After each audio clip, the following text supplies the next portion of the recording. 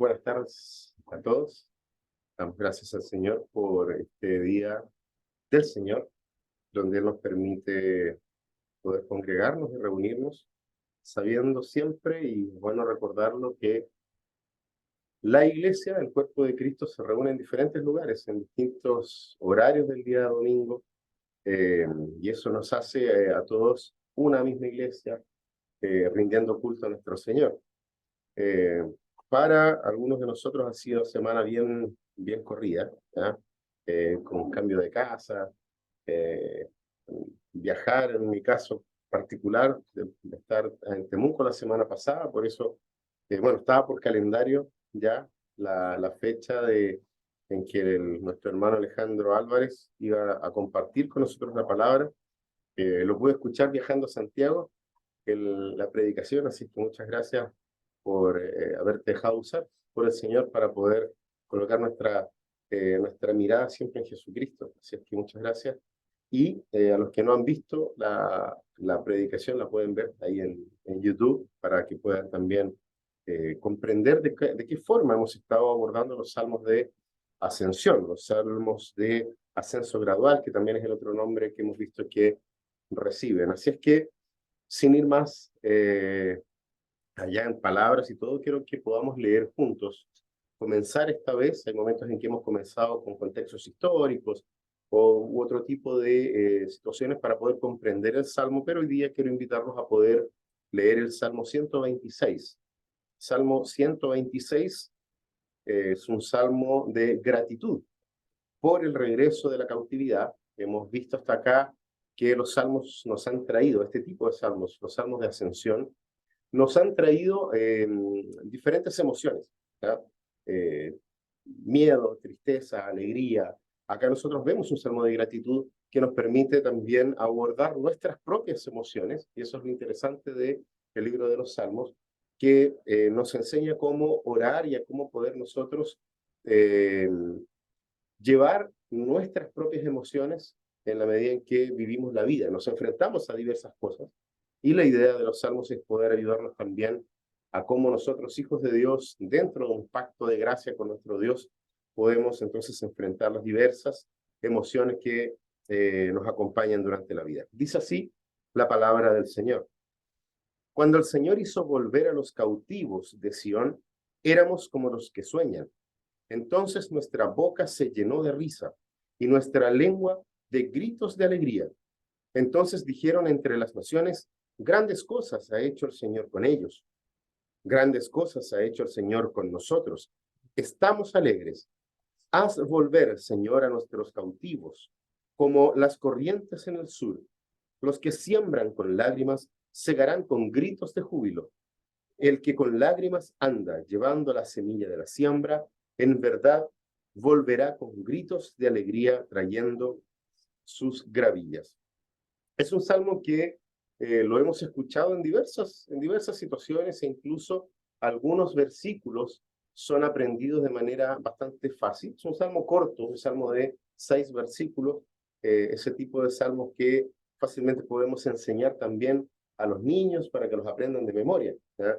Costumbre bastante interesante de las iglesias durante las vacaciones de invierno, particularmente y verano, cuando se hacían las escuelas bíblicas de vacaciones, y durante la semana los niños aprendían de memoria un salmo, una práctica que de alguna forma podríamos retomar en las iglesias, de que podamos ir aprendiendo no solamente los salmos, sino que también la oración del Padre Nuestro, el credo apostólico y los 10 mandamientos, ¿ya? Que serían nuestros 3 principios o bases de la fe cristiana.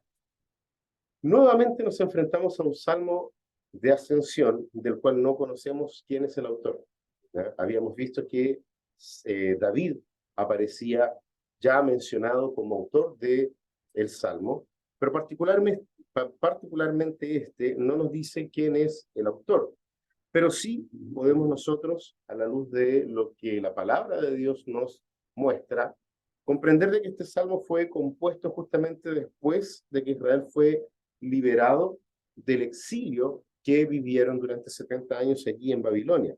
Ellos habían sido expulsados, ¿cierto?, de la tierra prometida Nosotros vimos eso cuando estuvimos en nuestra serie sobre Habacuc, cuando Habacuc veía que iban a venir pueblos lejanos a invadir al pueblo de Israel.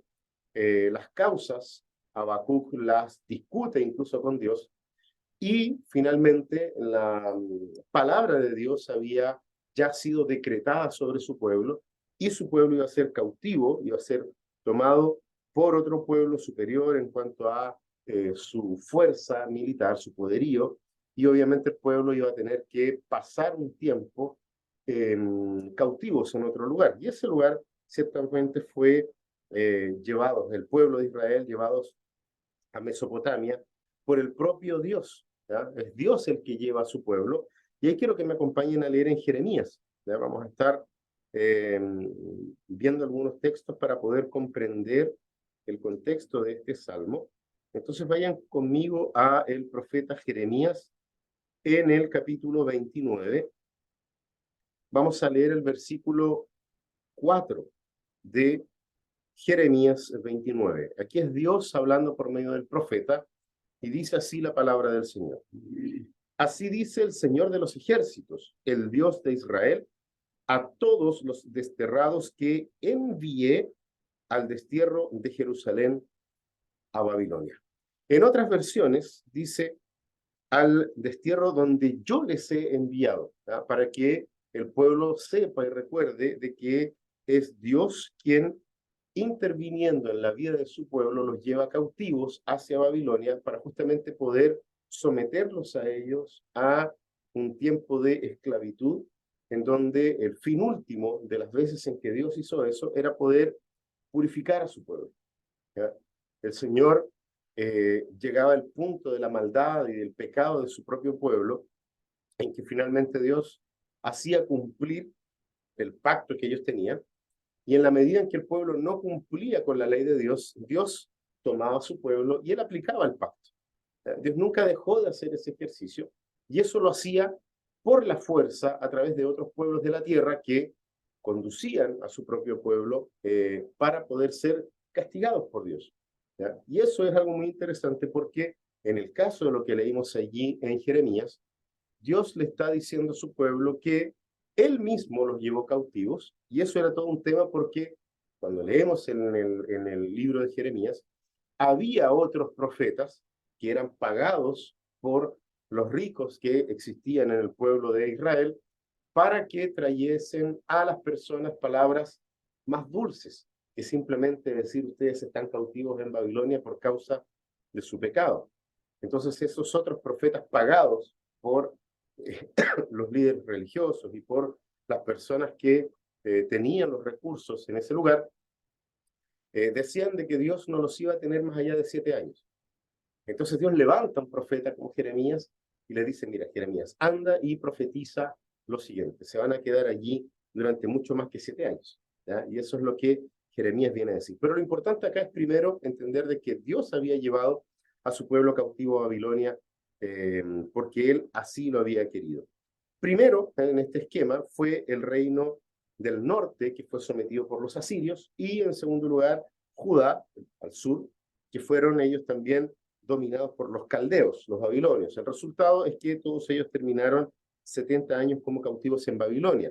Vamos allí mismo en Jeremías 29, ya que estamos en esa sección de la escritura, pero en el versículo 10, la palabra dice así, pues así dice el Señor, está hablando Jeremías como profeta, cuando se le hayan cumplido a Babilonia 70 años, yo los visitaré y cumpliré mi buena palabra de hacerlos volver a este lugar. Fíjense, Dios prometiendo que a pesar de que ellos estaban siendo llevados por Dios cautivos a otro lugar, Dios se iba a acordar de esto y los iba a hacer en regresar al mismo lugar, y estamos hablando ahí ciertamente de Jerusalén. Entonces, nosotros en este salmo estamos justamente frente a el regreso del pueblo de Dios hacia Jerusalén.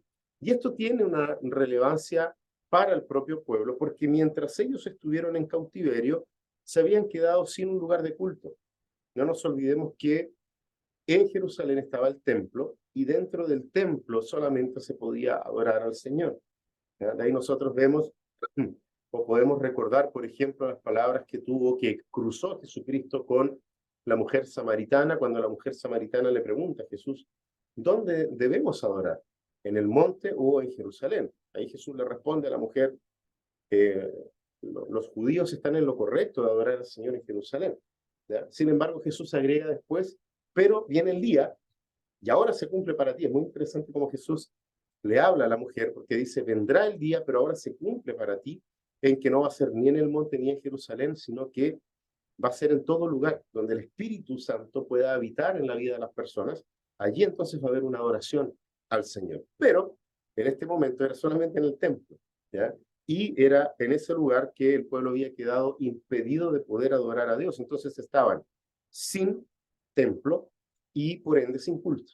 Imagínense, 70 años sin poder cultuar a Dios.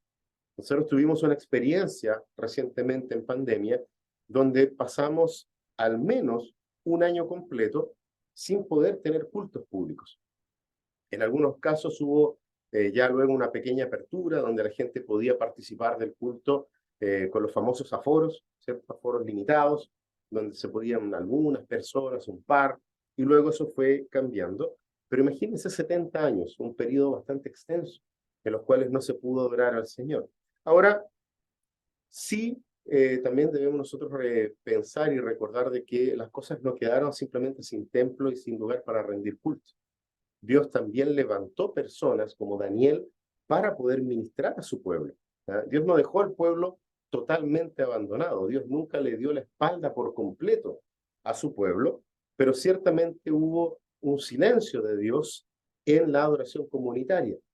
Y eso es lo que este salmo nos muestra, lo que ocurrió una vez que el pueblo pudo volver a adorar al Señor, porque pasados esos 70 años, Dios movió el corazón de Ciro, este rey de Persia, quien liberó a los judíos para que puedan volver a su tierra y así poder construir o reconstruir el templo al Señor. Eso nosotros lo vemos en el libro de Nehemías y Esdras. ¿Ya? Nosotros ahí vemos un poco más de esta historia, en donde vemos cómo el Señor levanta a Nehemías, un joven que había nacido en cautiverio, pero que su corazón estaba con el anhelo de poder adorar al Señor en Jerusalén.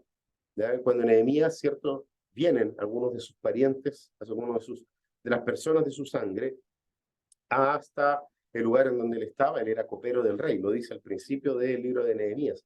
A él entonces yo era el copero del rey. Aparece, ¿cierto?, este grupo de personas y la primera pregunta que hace Nehemías es, ¿cómo está la ciudad? ¿Cómo está Jerusalén? ¿Qué ha ocurrido allá? ¿Sí? Y ahí ellos le responden de que la ciudad estaba destruida, sus puertas consumidas por fuego, y Nehemías se pone a llorar amargamente. ¿Ya? La palabra destaca de que Nehemías se sentó a llorar. Fue tanta su angustia porque la ciudad donde estaba el templo, en donde se podía ir y adorar a Dios, estaba totalmente destruida. Y Dios mueve a Nehemías de manera muy, muy especial. ¿Por qué? Porque Nehemías elabora un plan. Entendemos de que Dios le habla a Nehemías en su oración y él elabora un plan que lo presenta luego al rey cuando el rey le pregunta, ¿qué es lo que te pasa? Primero, ¿eh? Te veo cabizbajo. Ahí Nehemías le plantea la situación y obviamente el rey le dice, bueno, ¿y qué quieres que haga yo? ¿Sí? Y ahí Nehemías le dice, bueno, este es el plan. Y le plantea todo con un timing, con cosas que iría a necesitar. Ahí nosotros vemos cómo han pasado ese periodo de 70 años, porque finalmente, por también la recomendación y las palabras de la reina que estaba a su lado, él finalmente libera a Nehemías y a los judíos a poder regresar a Jerusalén para poder reconstruir el templo, la ciudad, los muros de la ciudad y también obviamente el templo. Entonces muchos en ese periodo, muchos regresan a su tierra, allí en Palestina, y habitan no directamente en Jerusalén. ¿Ya? ¿Por qué? Porque tenía los muros destruidos. Entonces era una ciudad que no les brindaba la seguridad. Hemos visto hasta acá, por ejemplo, en uno de los salmos que vimos de Ascensión, cómo esta ciudad amurallada presentaba las características naturales y esenciales para poder ser una ciudad firme, donde no podrían llegar cualquiera a atacarlos.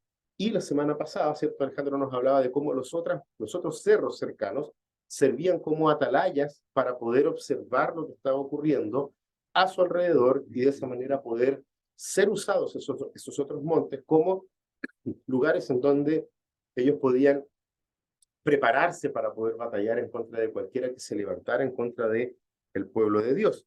Pero muchos de estos judíos se quedaron en ciudades cercanas, ciudades pequeñas, y desde esos lugares viajaban para poder, eso lo vemos en Nehemías, ¿ya? No es algo que aparezca en este salmo, pero estamos entendiendo el salmo, pero en Nehemías aparece de que había muchos de ellos que vivían en ciudadelas alrededor de Jerusalén y todos los días iban a Jerusalén, trabajaban en la construcción del muro y regresaban a dormir a sus casas. ¿Por qué?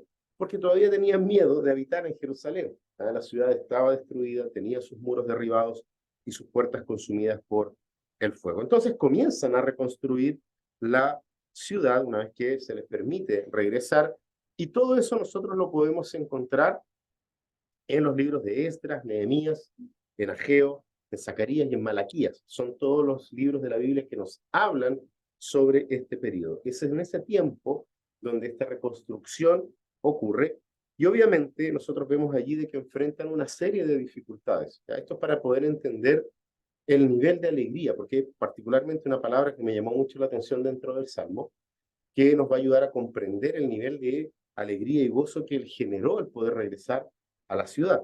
Y obviamente esto como algo que iban a hacer constantemente después, ¿tá? Una vez al año, o estas 3 veces, estas 3 grandes fiestas en donde ellos regresaban a Jerusalén, recordaban justamente el tiempo en el que no pudieron estar visitando la ciudad y la alegría que les generó el poder volver a rendir culto al Señor allí en Jerusalén.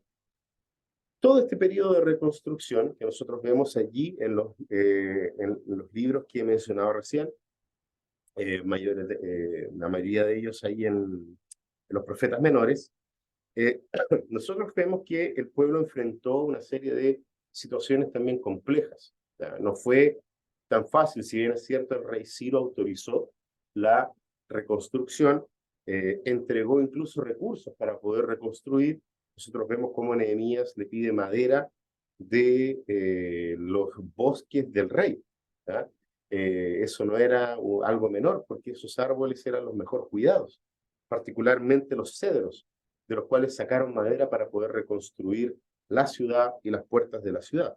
Pero vemos también en esos mismos relatos de los profetas menores una serie de personas que se oponen a la reconstrucción de la ciudad, hostilidad por parte de pueblos vecinos.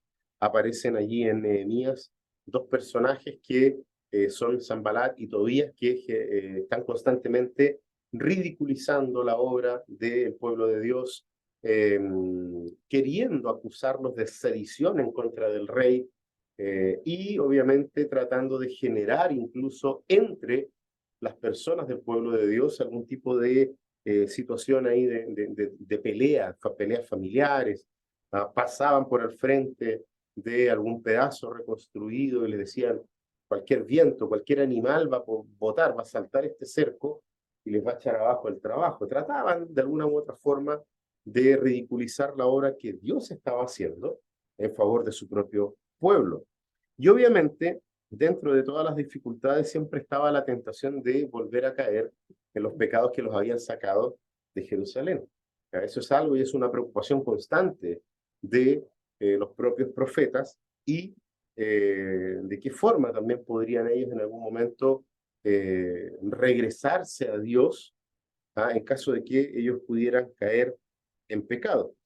También estaba presente el hecho de que les hayan permitido salir, no significaba de que hayan sido independientes de la opresión babilonia. ¿Ya? Ellos todavía estaban bajo opresión, bajo dominio, ¿sí? No era simplemente una libertad plena y absoluta. Ellos estaban todavía dominados, y eso se mantiene de esa manera durante el resto de la historia del Antiguo Testamento. Y obviamente también había dificultades financieras, sobre todo porque los dineros que se generaban, no solamente había que entregar los diezmos, ¿ya?, de parte de las familias hacia a Jerusalén, ¿cierto?, en el templo, sino que aparte de eso ahora había que pagar impuestos. ¿Ya? ¿Impuestos a quiénes? A los que los tenían dominados, sobre todo con los romanos. Eso se exacerbó y es una de las cosas que hizo levantarse a otros grupos religiosos en ese tiempo, los tiempos de Jesucristo. Estoy hablando más adelante de la historia, como por ejemplo los celotes, ¿ya? Que querían la liberación plena del pueblo de Dios para justamente dejar de pagar los impuestos. Jesús habla sobre el pago de los impuestos. Le tratan de buscar una respuesta equivocada cuando le preguntan si había o no había que pagar los impuestos, ¿cierto? Entonces vemos acá una serie de situaciones complejas que el pueblo de Dios vivió y que estaba viviendo, pero que en el Salmo ya nos presenta una razón suficiente de alegría. A pesar de toda esta situación compleja, el Salmo nos presenta una situación de alegría. Y el Salmo, a pesar de lo que acabamos de decir, a pesar de todas estas dificultades, a pesar de todas estas situaciones contrarias a lo que ellos pudiesen haber querido y esperado, el Salmo fue compuesto para poder justamente expresar la alegría del pueblo de Dios de poder volver a casa. ¿Ya? Repito, acá no todos regresaron al mismo tiempo. ¿Ya? Cuando el Salmo es compuesto, muchos se habían quedado en Babilonia y muchos de ellos sin ni siquiera poder regresar. Algunos de ellos se habían empobrecido tanto, ¿ya? Sus familias, que no tenían los recursos para poder emprender un gran viaje. ¿Ya? Sin embargo, el Salmo este fue compuesto para poder expresar esa alegría del pueblo de Dios de estar regresando a casa. Y al mismo tiempo, si ustedes se ven ahí en el Salmo, es una oración para que Dios siga obrando, para que Dios siga llevando a cabo su obra y pueda restaurar al pueblo de Dios de manera plena. Entonces el Salmo nosotros lo podemos dividir naturalmente en dos secciones, ¿ya? La primera es una alegría, porque todo el Salmo nos manifiesta una sensación de alegría, pero la primera parte es una alegría por la restauración pasada. Eso lo vemos del versículo 1 al 3, lo que Dios hizo, ¿sí? Y la otra parte, la otra sección, es una alegría por la restauración futura, o sea, esa restauración plena, entendiendo de que ellos sabían de que aún habían varios hijos del pacto en la diáspora. ¿Ya? Entonces, Señor, completa tu obra y sabemos que lo vas a hacer. Y eso nos genera alegría. O sea, le genera alegría lo que Dios hizo y le genera también alegría lo que Dios iría a realizar, lo que Dios iba a hacer. Entonces vamos ahí con la primera parte, la parte en donde se nos habla sobre la alegría por la restauración pasada. ¿Qué es lo que dice la palabra del Señor? Dice, en los versículos 1 al 3, perdón, ¿lo puede leer alguien, por favor, para poder? Cuando el Señor hizo volver a los cautivos de Sion, éramos como los que sueñan. Entonces nuestra boca se llenó de risa y nuestra lengua de gritos de alegría. Entonces dijeron entre las naciones, grandes cosas ha hecho el Señor con ellos. Grandes cosas ha hecho el Señor con nosotros. Estaremos alegres. Ya, muchas gracias. Fíjense que incluso cierra diciendo estaremos alegres, ¿ya? En otras versiones dice estamos alegres. ¿Estamos por qué? Por todo lo que Dios hizo, ¿ya? Fíjense en que lo que el salmista hace acá es justamente poder mostrarnos esta alegría por esa restauración ya pasada, porque ya de vuelta en la tierra prometida, el pueblo de Dios, los que habían sido ya posibilitados de regresar hacia Jerusalén, miraban hacia atrás y ciertamente se alegraban con todo aquello que Dios ya había hecho. Muchas gracias.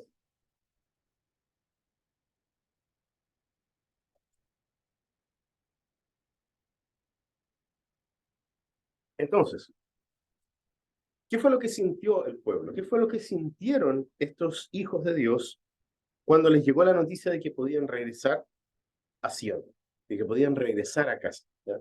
Tratemos de nuevo de ponernos en el lugar del pueblo de Dios en ese tiempo, ¿sí? Imagínense cuando se difunde la noticia de que el rey había permitido al pueblo de Dios retornar a Jerusalén, no solamente regresar para poder lamentarse de la destrucción, sino que poder regresar para reconstruir la ciudad, reconstruir los muros y al mismo tiempo poder reconstruir el templo. Eso ciertamente llenó el corazón de alegría, porque ellos lo que más anhelaban, un buen hijo de Dios, un buen judío de ese tiempo, es justamente poder adorar a Dios en Jerusalén. Y esta posibilidad que se estaba abriendo les llenaba a todos ellos de alegría. Y fíjense que dice que es como quien sueña. No sé si les llama la atención eso. Dice, cuando el Señor hizo volver a los cautivos de Sión, éramos como los que sueñan. Entonces, como quien sueña, ¿sí? Costaba creer que era verdad, parecía un sueño. Esto realmente parece un sueño. El hecho de que nos estén permitiendo volver a Jerusalén 70 años después, parece un sueño. Parece que no es verdad. ¿Ya? Y es esa emoción de que más de alguno de nosotros en algún momento ha dicho, esto de verdad parece un sueño. ¿Ya? O es un sueño que se está tornando realidad. Algo muy anhelado, algo muy esperado y comienza a ocurrir. ¿Ya? Nosotros decimos en lenguaje coloquial, pellízcame, para ver que esto es verdad. ¿Sí? Entonces lo que está diciendo el salmista es justamente eso, pellízcame para saber que es verdad. Porque esto parece un sueño, es demasiado bueno para ser verdad. Y eso entonces le genera una alegría que es interesante porque en el acto siguiente dice, entonces nuestra boca se llenó de risa. ¿Ya? Entonces pensemos un poco de nuevo en la emoción. ¿Ya? No nos olvidemos de que estamos frente a una serie de salmos que nos muestran nuestras propias emociones. ¿Ya? Entonces piensa tú en esa noticia, cuando recibes esa noticia buena, ¿ya? Que parece que se comienza a dibujar una sonrisa en el rostro. ¿Ya? Y en muchos casos nosotros comenzamos a veces a reírnos de alegría. Nos comienza a dar un ataque de risa. ¿Ya? Pero es una risa de qué? Es una risa de una alegría que no la podemos contener. Y esa alegría comienza a expresarse, nuestro cuerpo naturalmente comienza a expresar ese nivel de alegría al punto de que en muchos casos nos podemos reír a carcajadas, ¿ya? A veces mezclado con llanto, ¿sí? Ese llanto de emoción, de alegría que no podemos controlar. Y eso es lo interesante cuando el salmista dice, nuestra boca se llenó de alegría, es justamente esa sensación similar incluso a cuando uno va a vomitar. Uno siente aquí en la boca esa sensación y simplemente uno explota. Eso es lo que le pasa al salmista cuando escribe, cuando recibe la noticia de que pueden volver a Jerusalén.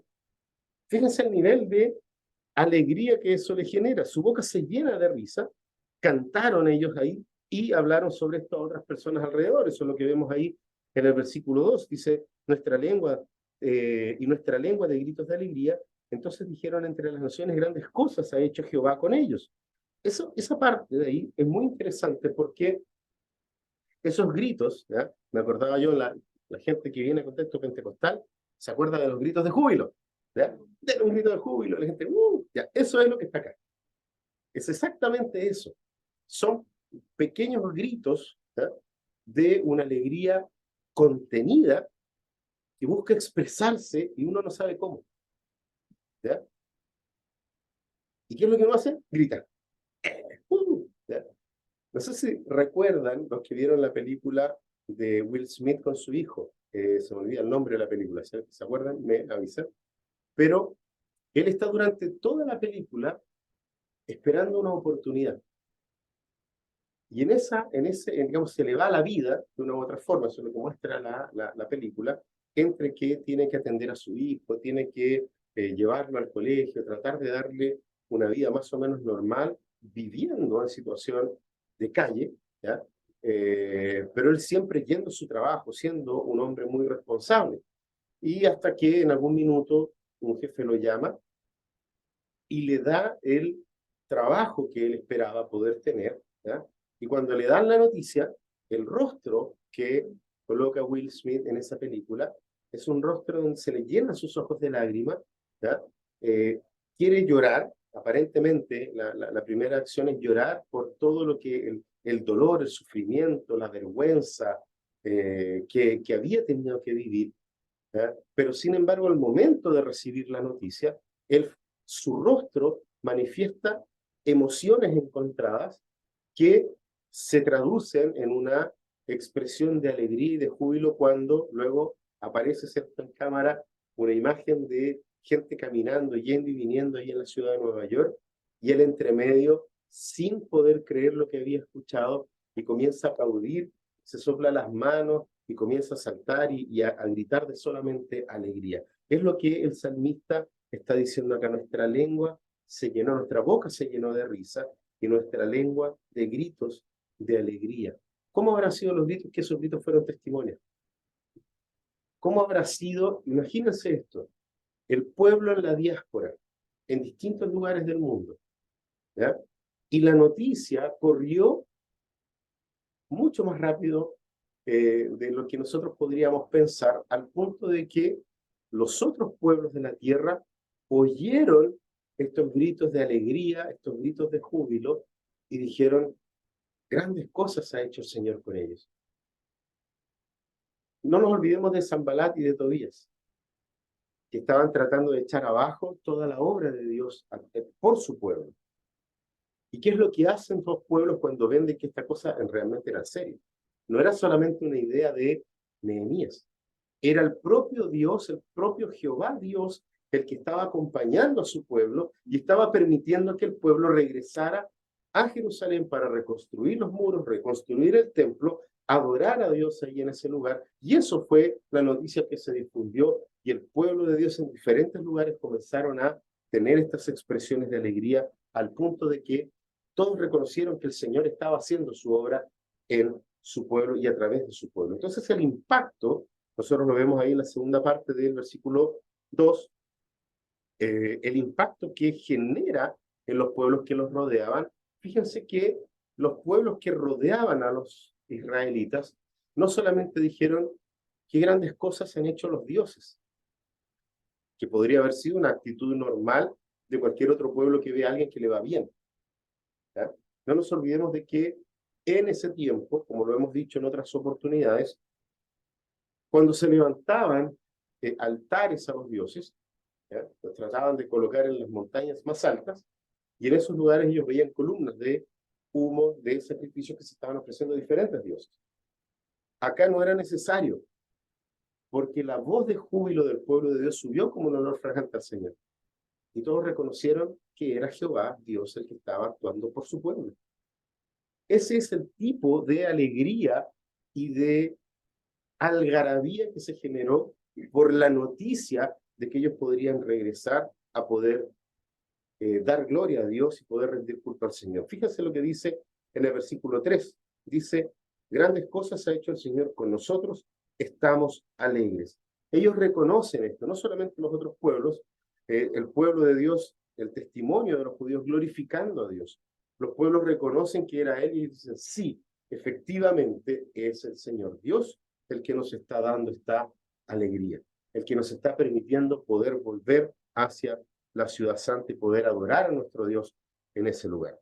Luego nosotros vemos desde el 4 en adelante la alegría que genera esto por la restauración futura, ¿ya? ¿Y esto por qué es importante? Porque a pesar de estar de regreso, como lo pudimos ver hasta acá, las cosas no estaban andando del todo bien, ¿sí? No fue una restauración plena.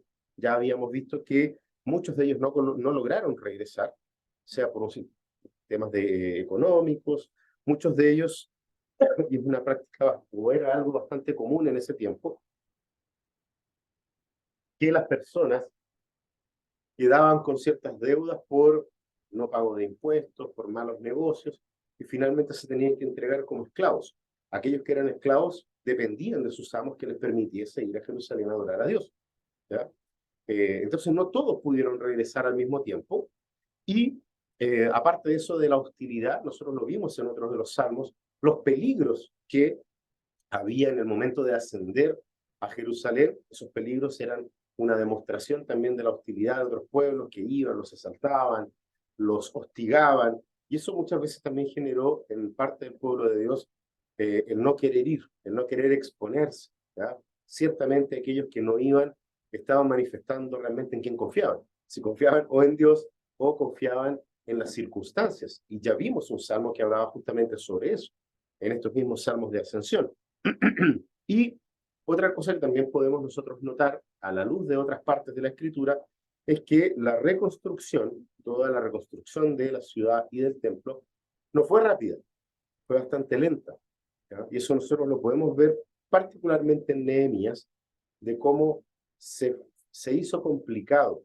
Cada familia, para que tengamos una idea, tomó la reconstrucción del muro de la ciudad que colindaba con las tierras que tenían, con sus casas, ¿ya? Entonces, algunos tenían más recursos que otros. Entonces, los que tenían menos recursos se demoraron más en poder reconstruir esos sectores.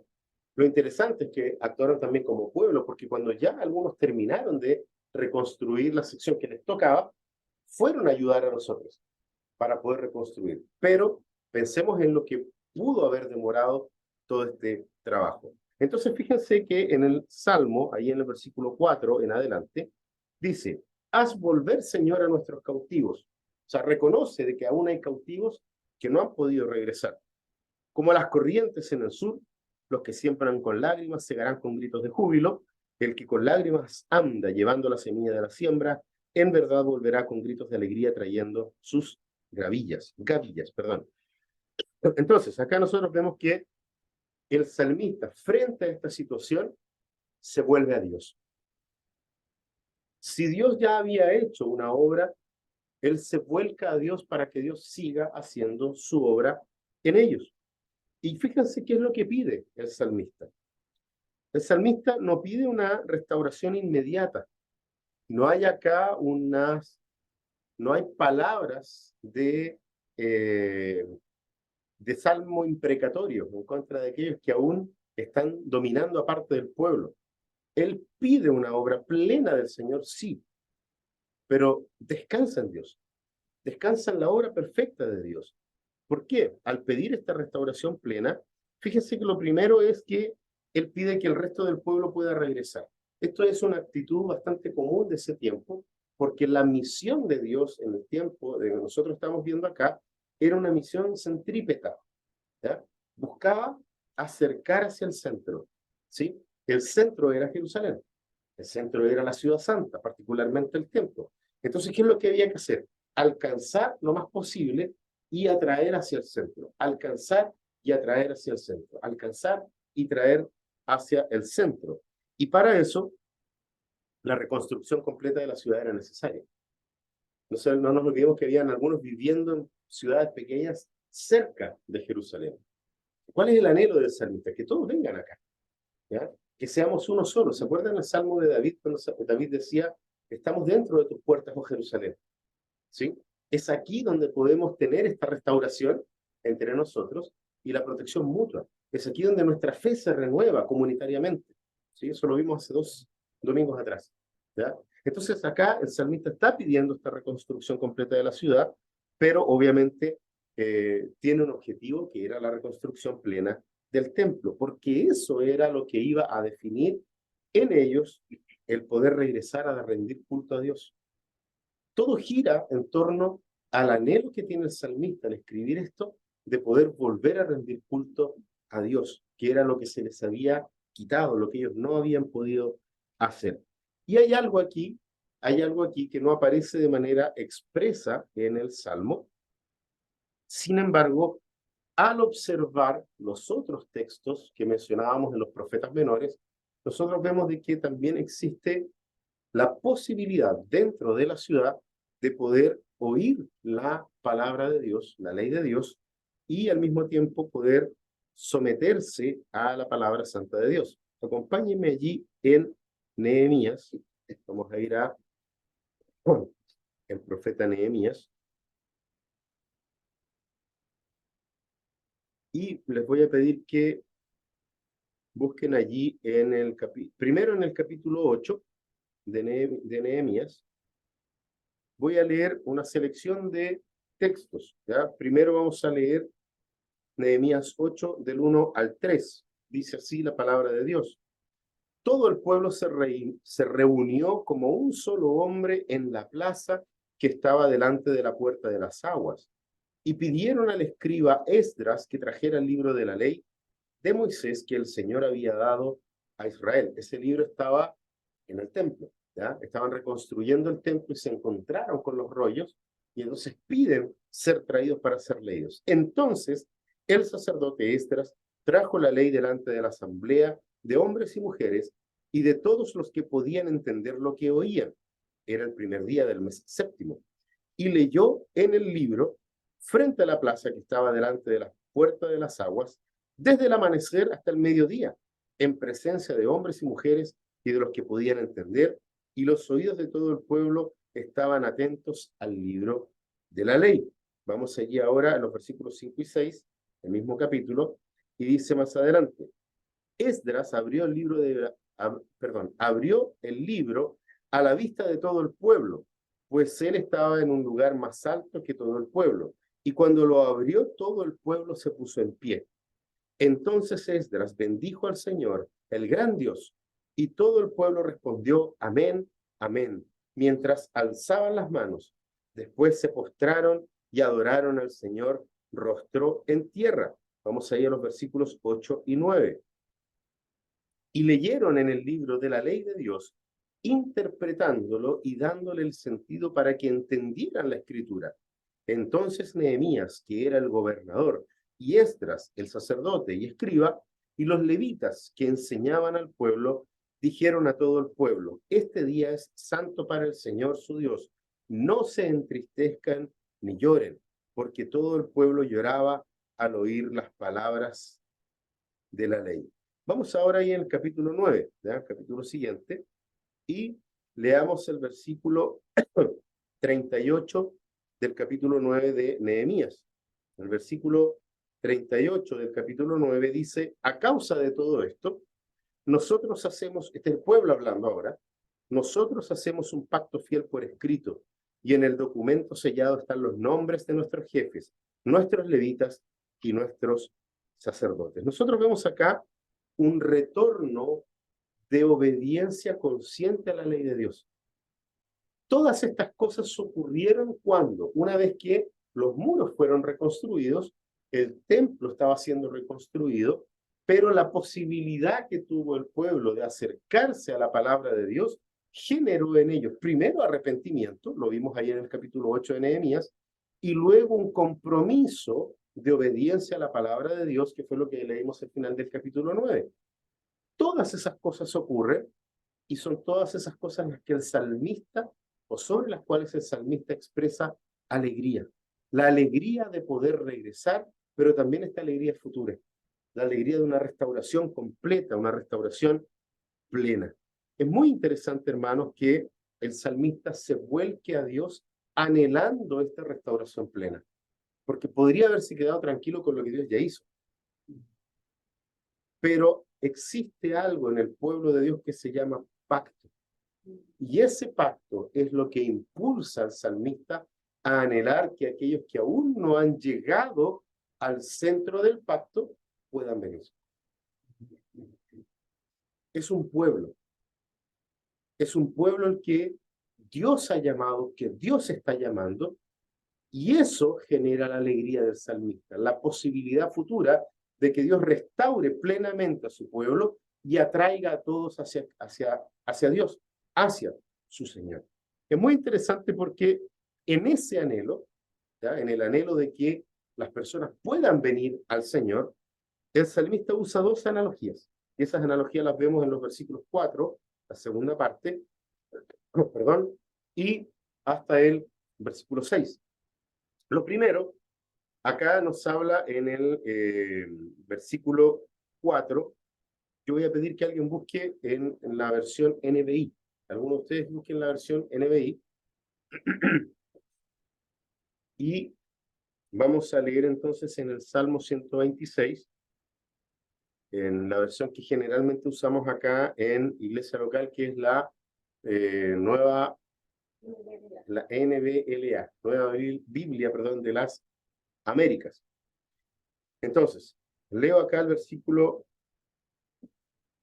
4, dice a volver Señor a nuestros cautivos, y dice como las corrientes en el sur. ¿Alguien puede leer el 4 en esa otra versión? No. Por favor. Ahora, Señor, haz volver a nuestros cautivos, como haces volver los canales de los ríos en el Negev. Ya.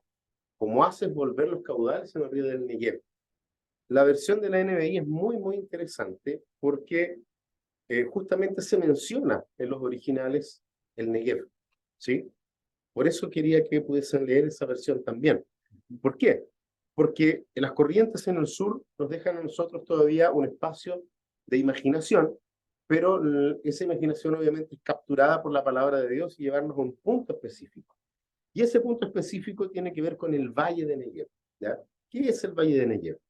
La verdad es que el Valle de Negev no es otra cosa sino un desierto al sur de Judea, ¿ya? Es un valle desierto, es un valle donde no hay absolutamente nada, no hay agua, ¿sí? Entonces es muy curioso de que el salmista diga, eh, hazlos volver como haces volver las corrientes de las aguas en el Negev.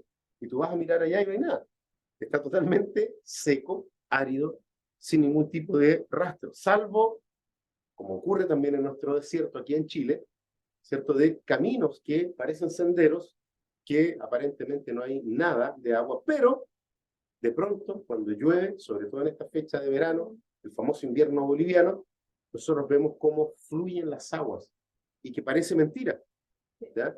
Pero de pronto se ven caudales de agua en medio del desierto. Ayer venía en el bus mirando un video de una quebrada en Antofagasta hacia el interior, una quebrada donde había 7 cascadas, había 7 caídas de agua, ¿ya? Y la persona que graba el video dice, la empieza a contar y dice, miren, 1, 2, 3, 4, 5, 6, 7 caídas de agua en medio del desierto, ¿ya? Las lluvias fueron bastante intensas en Antofagasta y en toda la región, pero lo interesante es que en algún momento esos desiertos pueden tener agua, ¿ya? Y lo que dice el salmista es efectivamente eso. En el valle de Negev, en este desierto al sur de Judea, hay en algún momento inundaciones. No son constantes, pero ocurren. Y lo interesante es que estos ríos, estos ríos secos, permanecen secos durante un buen tiempo, pero justamente las lluvias inundan esos lugares. Y aquí, leyendo a un comentarista bíblico, él decía de que efectivamente cuando uno va a este sector, y es lo mismo que ocurre con nosotros, si nosotros vamos al desierto, le preguntan a la gente, este sendero aquí, ¿alguna vez llevó agua? Y probablemente te va a responder, sobre todo los lugareños, te van a responder, sí, cuando yo era niño, una vez pasó un río por acá, ¿ya? Y me hizo recordar otra historia de un viaje que hicimos con un grupo de misioneros hacia el norte de Chile, particularmente en el sector de Chusmisa, ¿ya? Camino hacia Bolivia, donde hay, en medio del desierto, hay de pronto un letrero que indica la salida para este poblado que se llama Chusmisa. Nosotros entramos y nos metemos en un valle, ¿ya? Desde la superficie, digamos, de la carretera no se ve absolutamente nada, desierto pelado. Pero cuando nosotros llegamos al valle y comenzamos a bajar, la ruta comienza a bajar, al fondo del valle está verde, ¿eh? Hay una corriente de agua y esa corriente de agua la gente la utiliza para poder sembrar y poder recoger ahí frutos. En el caso particular de un hermano que vivía en ese lugar eran paltas, ¿ya? Unas paltas chiquitas así, con un cuesco bien pequeño y unas muy, muy, muy ricas. Él había cosechado paltas, no tenía paltas esa vez para poder comer. Entonces era muy interesante poder comer paltas del desierto en medio de la nada. Estamos hablando de altitudes también bastante interesantes ahí en el desierto chileno. Lo que hace acá el salmista es poder citar este valle de Negev, ¿ya? Lo leímos ahí en la versión NBI donde aparece mencionado, y obviamente esas lluvias que anhela el salmista, porque el salmista dice, Señor, permite de que ellos vuelvan como las corrientes. Imagínense entonces esto. Nosotros hemos visto cómo los ríos, ¿ya?, comienzan a correr después de mucho tiempo de sequía. Hemos visto imágenes en las noticias, sobre todo en el desierto florido, cuando la gente se instala y se escucha incluso el agua que viene corriendo, ¿ya? Y de pronto comienza a aparecer un gran caudal de agua que pasa frente a nuestros ojos, y eso es lo que el salmista está viendo. Probablemente el salmista alguna vez vio esa imagen, la imagen de las lluvias en el desierto y cómo el agua pasó por lo que ahora está seco. Entonces fíjense, la esperanza futura es que Dios lo vuelva a hacer. Si Dios ya lo había hecho, Dios lo puede volver a hacer. Entonces el clamor del salmista es, Señor, Ahora vemos estos ecos, pero hazlo regresar como has hecho venir las aguas a esa región, como tú has permitido que las aguas vengan en la región de Negev. Entonces, que la restauración, Señor, sea plena y que sea como un torrente de muchas aguas. Que vengan todos, que nadie pueda oponerse, así como en gran caudal de aguas nadie lo puede detener, que el Señor haga lo mismo con aquellos que tenían que regresar, con aquellos que tenían que venir.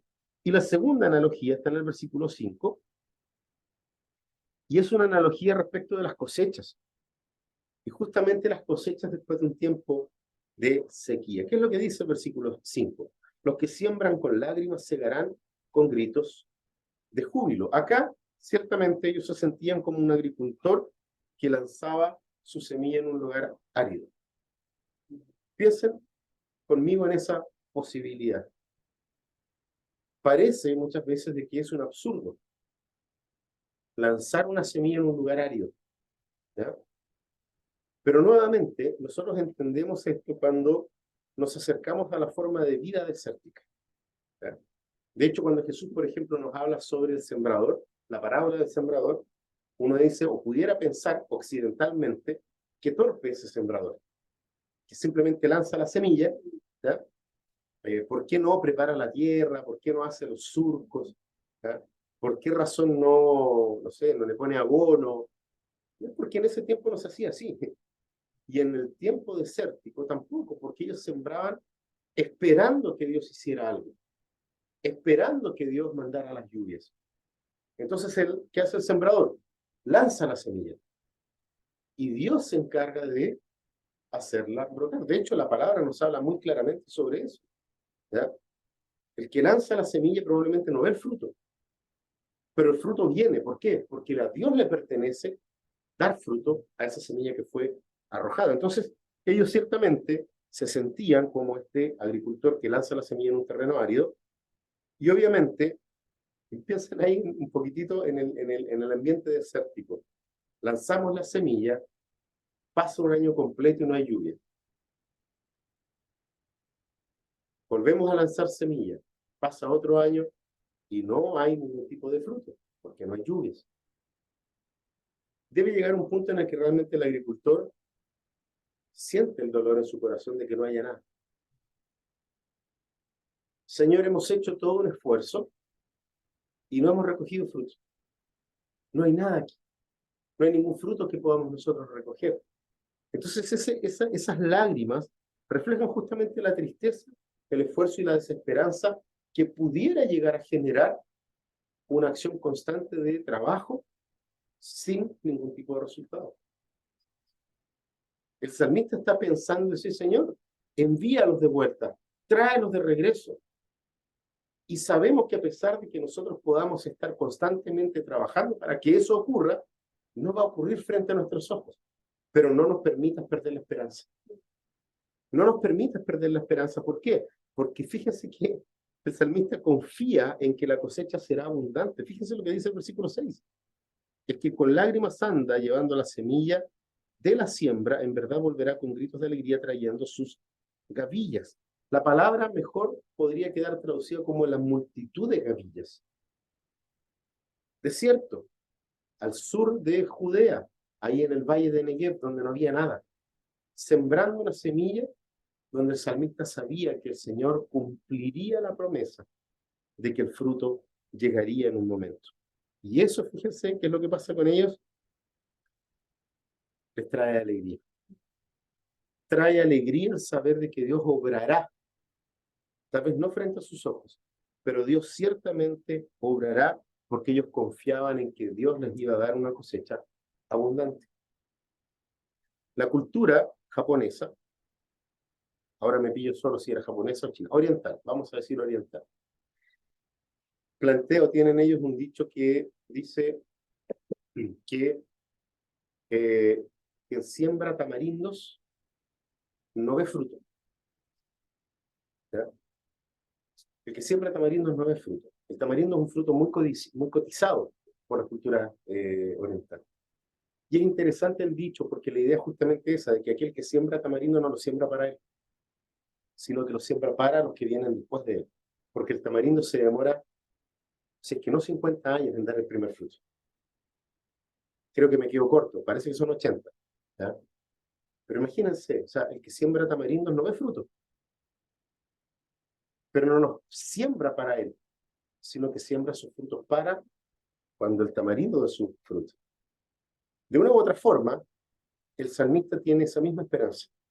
Sembremos la semilla, no importa, Señor, tú ya lo hiciste, por lo tanto lo vas a volver a hacer en algún momento. Queridos hermanos, ¿cómo este salmo a nosotros nos puede instruir hoy?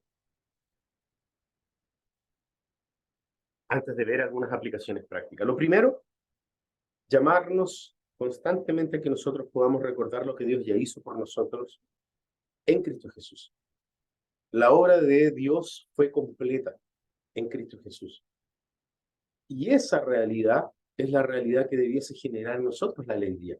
Recordar aquello que Dios también hará a través de Jesucristo por nosotros. La promesa de su segunda venida está allí. Y nosotros sabemos esas cosas.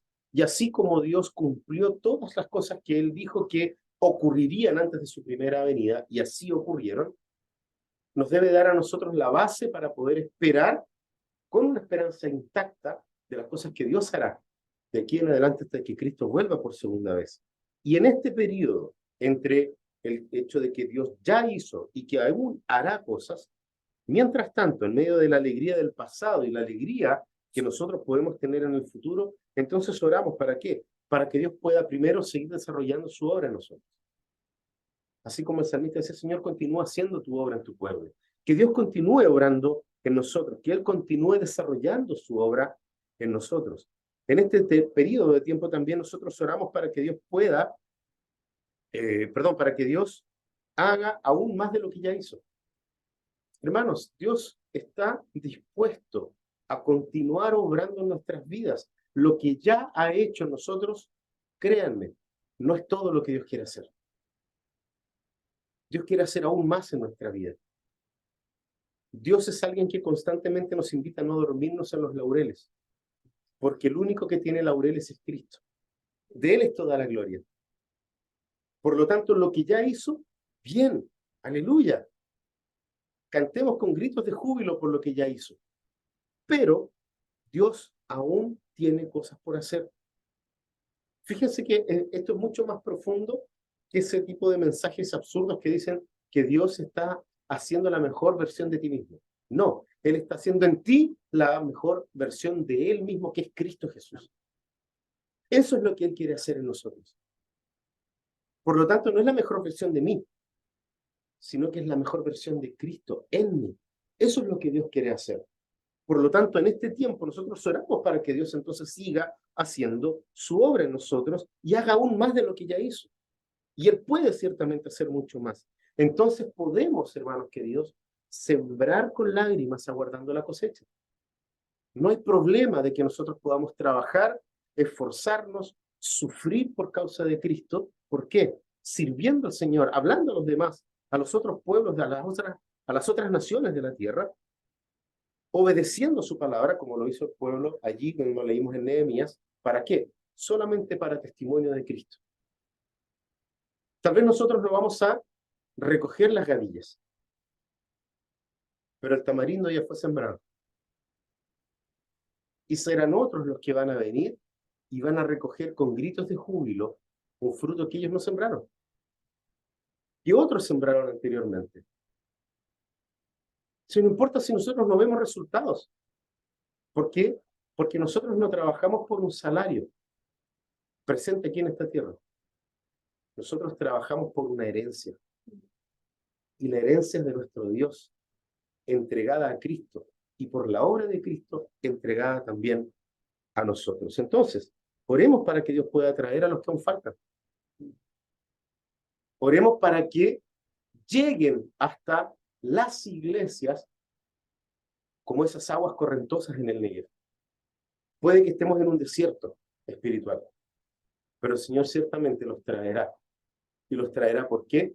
Porque es Él el que hace la obra. Hermanos queridos, cuando estemos nosotros tristes o sin ánimo, vayamos a la palabra de Dios y alegrémonos en lo que Dios ya hizo y en las promesas que Dios prometió, y ciertamente Él las va a hacer. Recordemos la restauración que Dios ya ha hecho hasta aquí en nuestras vidas, porque esa restauración comenzó en la cruz de Cristo, en la cruz del Calvario, y va a continuar siendo hecha en nosotros hasta el día en que nos muramos, hasta el día en que se complete la obra de Dios en nosotros, en este mundo, para poder proyectarnos en la eternidad, en esa obra perfecta y acabada que Él prometió que nos iba a hacer.